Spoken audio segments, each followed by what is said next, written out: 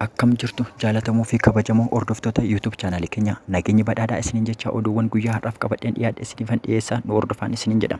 Kaleessa kominikeeshinii mootummaa federaalaa humni waraana mootummaa akka naannoo Tigraay hin seenne ibsa kennuun isaanii yaadatama.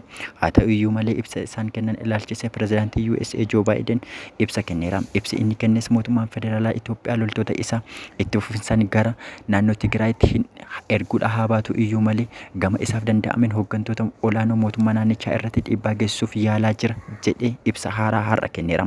Akka isaan dubbatanittis biyyoonni gaanfa Afrikaa wal dhabdee Itoophiyaa keessa jiruun nagaa dhabaa jirti.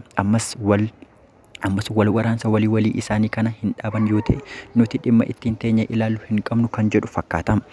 Gama kominikeeshinii mootummaa naannoo Amaaraatiin immoo mootummaan naannoo Amaaraa sababa waraanni adda waraanaa irraa gara biyyaatti deebi'uufis ta'e sababa fedheef iyyuu namoonni dhukaasan irratti tarkaanfii barbaachisaa ta'e ni fudhanna kan jedhu ergaa har'a dabarseera. Jaalatamuu fi kabajamoo hordoftoota YouTube chaanaalii keenya. Itoophiyaa biyya nuti harkaan qorqorree baasnedha. Nuti osoo hin jiraanne Itoophiyaan biyya hin jedhamtu turte.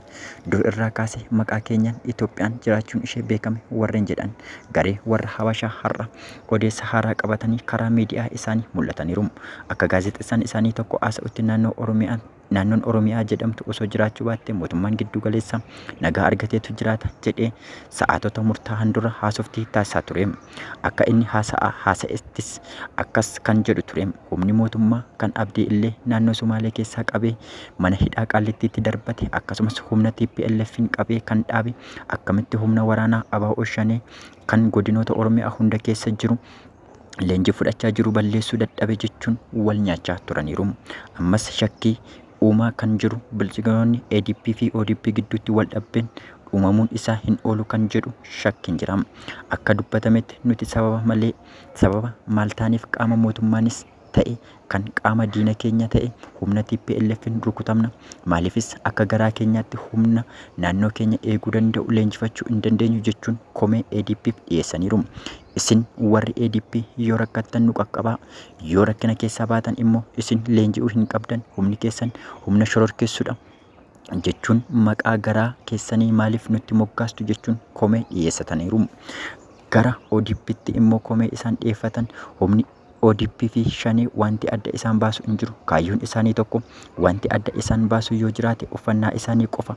Pirezidaantiin isaanis afaan isaanii yeroo haasa'aa taasisu waan kan biraa haasa'a. Yeroo garuu gaafa afaan Amaaraan haasa'u immoo kan biraa haasa'a. Bakka isin qalanitti anaan gangalchan jechaa jiru ilmaan Habashoota. Humni bara TPLF rukutee ganda tokko qabachuu hin dandeenye guyyaa har'aa meeshaa ammayyoome akka garaa isaatti hidhatee godinoota Oromiyaa hunda keessa socho'aa jira. Akka inni bilisaan socho'u kan taasise ODP'dha. Kanaaf ODP'n hanga yaada isaa hin sirreessinetti waliin hojjechuu nu shakkisiisa jechaa jiru. Akkasumas dhaamsa isaan uummata magaalaa Finfinneef dhaamanis akkas kan jedhudha. Isin yaa uummata Finfinnee kan uummata Walloorra, Affaarirra, Amaara irra ga'e alana isin irra ga'uuf deemaa jira. Of qopheessaa, yoo dandeessan hidhadhaa, yoo dadhabdan fala maladhaa kan ittiin ooltan borshaneetu dhufe jechuun irraanis jalaanis isin rukutu. Kaayyoon warra ODP qaban kan ABO waliin tokkodha jechuun dhaamsa isaanii dhaammachaa achumaanis immoo komee fi yaada garaa isaanii dhiyyeeffachaa jiru. Egaa jaalatamuu fi hordoftoota YouTube chaanaalii keenya akka hoogganaan warra faannoo dubbatutti Amaarri of danda'ee dhaabbachuu qaba. Kana booda nuti eenyuun iyyuu dhaggeeffachuu hin qabnu. Mootummaan federaalaas nu ganeera, nutis isa ganuu qabna. Yeroo waraanni warra TPLF eegalu kan miidhame Amaaraadha. Raayyaa ittisa biyyaa mootummaan erges rasaasa tokkoyyuu hin dhukaasne. Humna TPLF faana dha'ee kan qabe kan biyyatti deebises faannoo Amaaraati. Nuti dhiiga baay'ee itti dhangalaasneerra, lafee hedduus itti caccabsneerra. Har'a erga ariinee biyya ishiitti deebisnee immoo kan biraa hafuu hin jiru. Humna raayyaa ittisa biyyaa yoo duubatti deebi'es haa deebi'u. Yoo darbitanii hin deemtan jedhe immoo isaanuma waliin iyyuu walitti deebi'uun keenya hin oolu. Nuti yeroo kana gurra ittiin nama tokko iyyuu dhageenyu hin qabnu jechuun dhaadannoo isaanii dhaadannoo haaraa gochuun eegalaniiru.